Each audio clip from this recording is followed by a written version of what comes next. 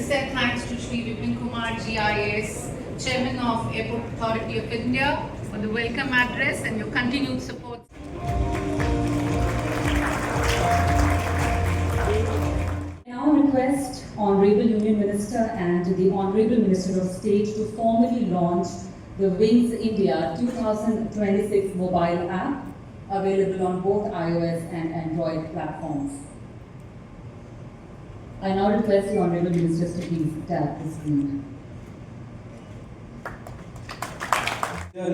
I've had the privilege to interact with wide spectrum of people, from the workers at the airport to CEOs of airports, and visiting emerging airstrips and cutting-edge drone labs, and to inaugurating terminals, and to listening to passengers from each and every part of the country.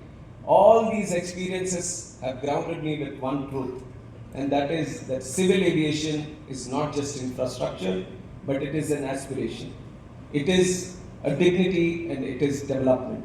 And under the visionary leadership of our Honorable Prime Minister, Shri Narendra Modi ji, aviation in India has become a vehicle of transformation. And he often says that पहले हवाई चप्पल पहनने वाला इंसान हवाई यात्रा का सपना भी नहीं देख सकता था. But now today, that dream is not only visible, but it is real and it is realizable. And in 2014, this number has been widely spoken by the previous speakers, and I have also said it in many instances. In 2014, we had 74 airports, and today the number is 106. So could you share some details about your... Sir, look in front, sir. Look in front. Sir, look in the cameras, please. Sir, look in front, sir. Delhi Airport from the June 15th, they're going to renovate the runway for 3 months.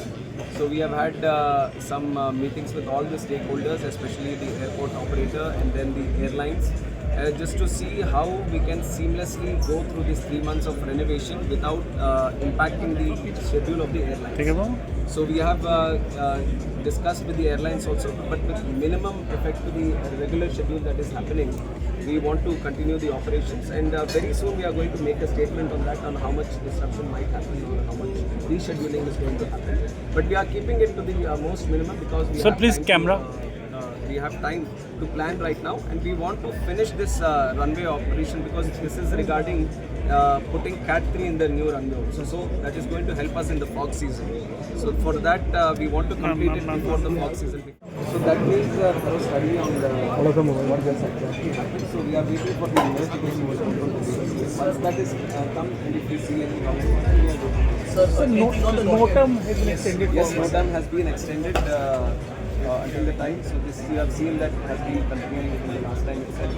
So that is the status quo that we are maintaining right now. And I feel the things that the way they are happening, the NOTAM is the least concern of us. There are much bigger things for us to answer. So the India-Turkey ties that just action and more action also is there an impact